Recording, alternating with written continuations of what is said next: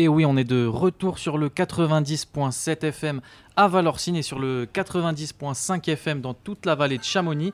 On est très heureux aujourd'hui d'être au Café Comptoir et justement on reçoit Nathalie Bergerand sur le plateau. Déjà merci beaucoup de nous recevoir au Café Comptoir. Alors toi tu es la cuisinière, tu es la copropriétaire mais aussi la cuisinière du Café Comptoir. Déjà comment on peut qualifier la cuisine du Café Comptoir? Un petit peu bistronomique on va dire? Oui, c'est une cuisine maison en tout cas. On s'attache à faire de la cuisine maison avec des produits frais, de saison.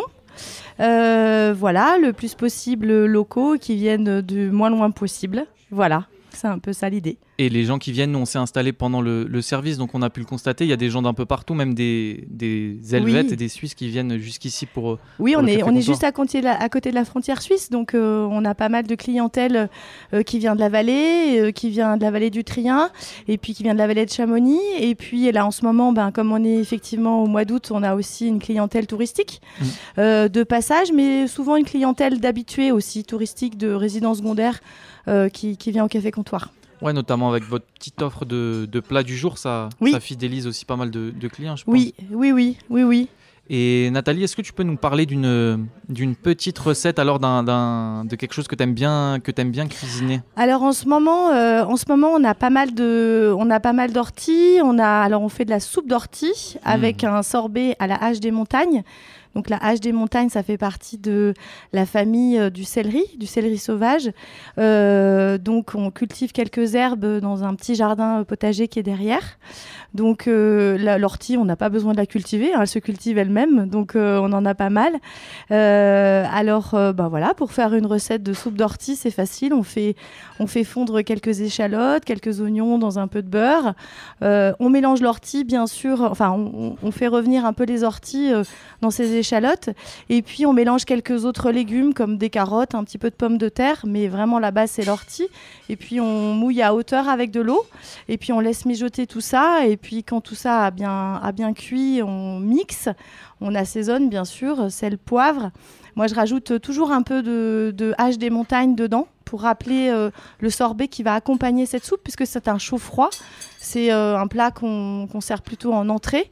Donc, la soupe d'ortie avec un sorbet hache des montagnes.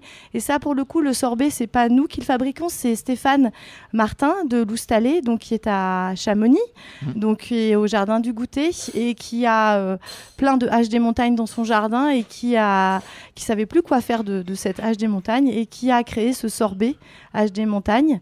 Et voilà. Donc ça marche très très très bien. Ça a quel goût ce petit sorbet Alors là, je vous le ferai volontiers goûter parce que j'en ai, mais à la radio, ça va être un peu moins parlant. C'est très particulier. Ça a un goût de céleri, mais moins prononcé que le céleri. C'est entre le céleri et l'herbe sauvage. Donc voilà, moi je vous invite vraiment, alors outre le Café Comptoir, mais si vous allez à Chamonix faire un petit goûter au jardin du goûter, à demander à Stéphane de vous faire goûter le sorbet hache des montagnes parce que c'est atomique, vraiment. Ça fait une petite recette pour les auditeurs de la radio des ours. Et est-ce que tu as une petite technique pour cueillir les orties, parce que moi c'est un peu ce qui me freine? Alors, la base, c'est de prendre des gants. C'est la base. Parce qu'on a essayé sans gants, mais ça fait mal. En fait, l'ortie, il faut l'accueillir avec des gants. Et puis après, bien sûr, on la lave avant de la faire cuire. On la passe un petit peu au vinaigre blanc aussi. Ça, c'est important par rapport aux petites bêtes de nos... Voilà. Mais une fois qu'elle est cuite, elle pique plus du tout, en fait.